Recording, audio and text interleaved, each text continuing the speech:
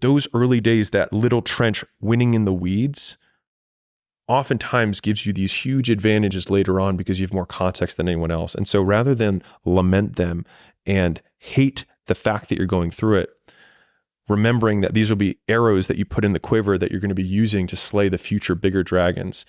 And so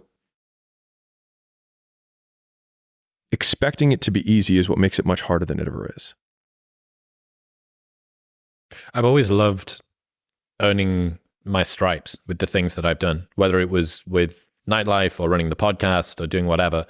And I think there's like a degree of nobility to it, but functionally that's just like it's a nothing. Like where's the nobility? But I think the reason that you can feel noble about it and the reason that it gives you a positive reward is you know that you understand every single inch of the things, and that if you want to hold a conversation, we went out for dinner with our new CFO and accounts people on Saturday, and they said, you ask a lot of questions. Most people don't ask very many questions. Right. And I also don't care at all about accounts, really. Like, I'm not doing this for money, but they said, you ask a lot of questions. I said, well, I don't ever really want to walk into a room and not be able to hold my own, at least just competently, if it's to do with something that I care about.